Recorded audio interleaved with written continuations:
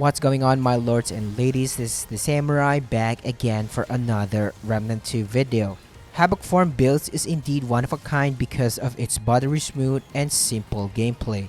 I will be updating my build with the latest gear available and presenting my third build in the series, the Lightning Emperor, a DPS-oriented build capable of melting down bosses with its insane lightning attacks and clearing enemy groups like nothing. However, we can only do an insane amount of damage when in Havoc form, thus this build was designed to skip the cooldown phase of Havoc form and continuously cast the said skill, making a seriously deadly loop so the user can concentrate on dishing damage to targets.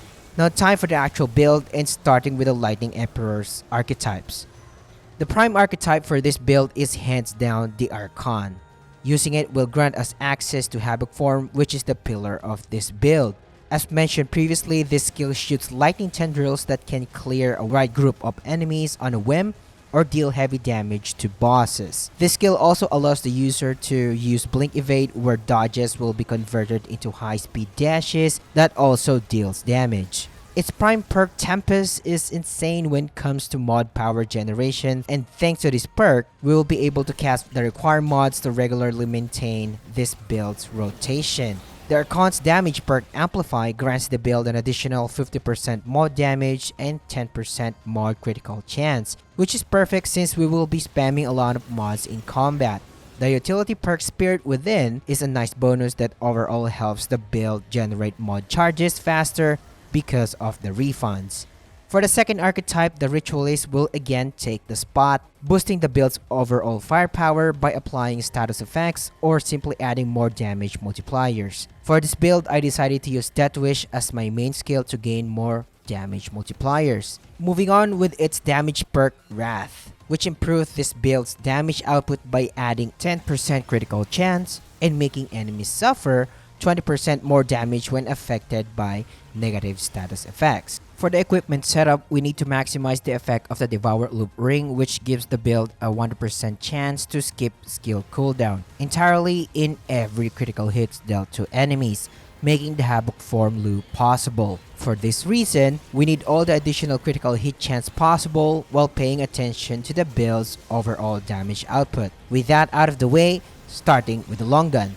In this particular setup, using the Chicago typewriter is the best case scenario because of its generous magazine capacity and ammo reserves. Scoring critical hits will be an easy task for this gun, and this long gun plays a pivotal role, especially when the Devour Loop Ring fails to reset our skills. For the mod, I selected the Firestorm mod for its exceptional firepower and sustained damage capabilities. Given that the build prioritizes skill usage, this mod allows me to activate it and let it run its course, allowing me to concentrate on dealing damage while in Havoc form. The Momentum excels in boosting both critical chance and critical damage as its designated mutator. Therefore, I consider it the optimal mutator for this particular setup. The melee weapon for this build is Krell Axe due to its capability to inflict overloaded on targets and deal shock damage over time. Pair it with a Tainted Blade mutator so the build can apply Corroded and Overloaded on each axe throw. We are not going to rely on status effects damage for this build. I picked this up to inflict status effects so our desired amulet will work later on. Turning our attention to the handgun, I opted for the Nebula primarily because of its mod,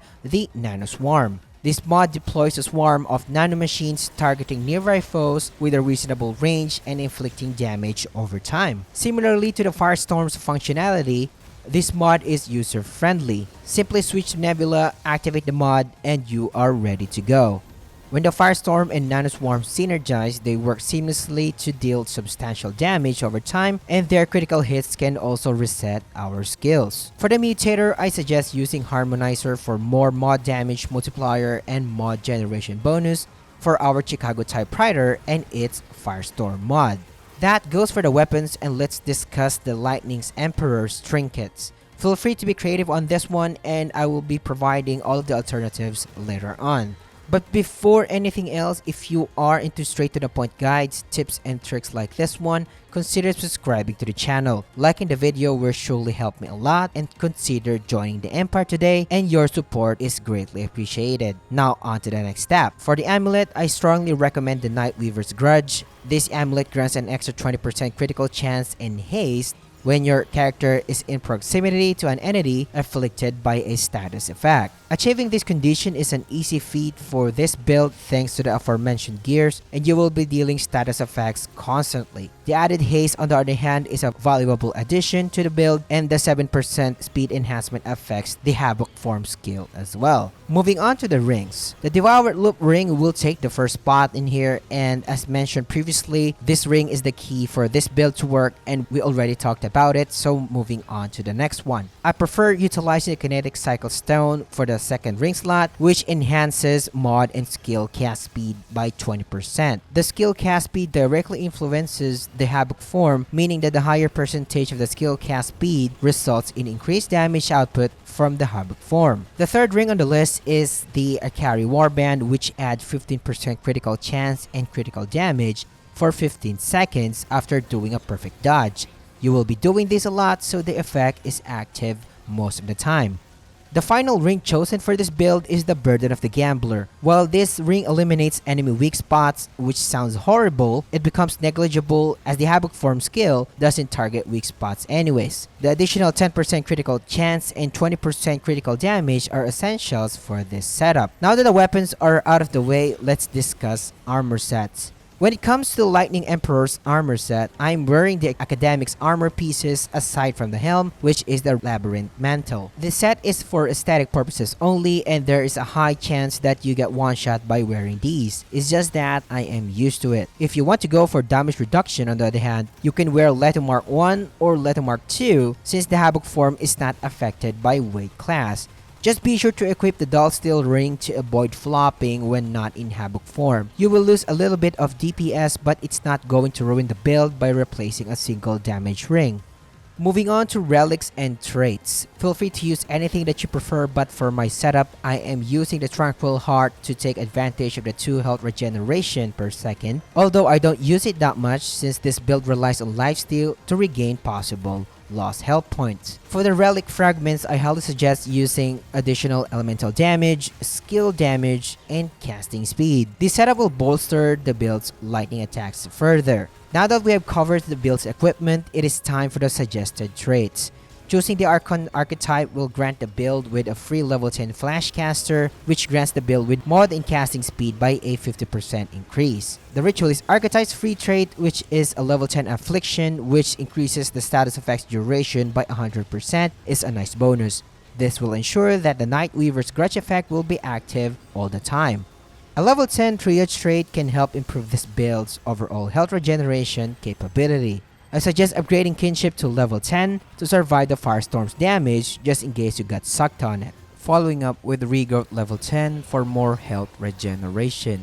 I also upgraded Vigor trait to level 10, which adds more survivability to the build, and a level 10 Spirit trait is also suggested so we can ensure that we can use both of our mods regularly to maintain the skill rotation. Following up with a level 10 Expertise that reduces your skill cooldowns by 20%, just in case the skill refresh for the Devour Loop ring failed. But this is optional and it can be changed anytime. A level 10 Siphoners is suggested as this will be the main source of our healing for this build. You will be throwing a lot of damage to your enemies, especially with the Death Wish skill active, so expect to regain any lost health in a short period, especially when in Havoc Form. Upgrade Footwork to level 10 to increase your movement speed while dishing out lightning attacks. This trait is pretty useful since you can avoid some of the attacks when hovering, especially when fighting bosses, while dealing damage at the same time. The last trait on the list is a level 9 Fitness to increase the build's evade distance by 27% when not in Havoc Form. As for the other traits, if you want to ramp the damage reduction, go ahead and upgrade Bark Skin to level 10.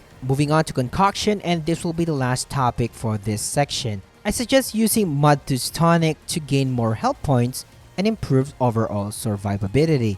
Moving on to useful suggestions for gameplay and guild alternatives for this build before I wrap this guide. Skill rotations first, and what I usually do is start the fight with Nano Swarm, throw the Quarrel Axe to apply Corroded, Overloaded to the target, use the Firestorm mod, activate Death Wish, and finally activate the Havoc Form and deal damage. The critical hits from the Firestorm and Nano Swarm and lightning attacks can reset your skills during this burst phase. The ideal scenario is before the Havoc Form expires, it already refreshed both skills, which is almost all the time as you have observed in the battles that I have showcased in this video. If both skills have been refreshed, repeat the rotation starting from the mods. If the Devour Loop Ring fails to reset both skills, use both of your mods and the Chicago typewriter to net more critical hits and finally refresh both skills. Now for the alternative trinkets suggestions. I have only 2 ring replacement suggestions, and the first one would be you can replace a carry warband with Atonement Fold when clearing dungeons, or replace Kinetic Cycle Stone with a Hanai Crystal for more damage. If you go for this route, your lightning attacks will be slower but stronger. That's it for this Lightning Emperor build guide, and I am happy to play with this build again, and feel free to improve it. If you learned a thing or two or you enjoyed this video, hitting the like button will tremendously help me a lot. Consider subscribing to the channel and clicking the notification bell so you guys can be updated with our latest uploads. Thank you for watching, and as always, stay awesome and safe, and I will catch you on the next one.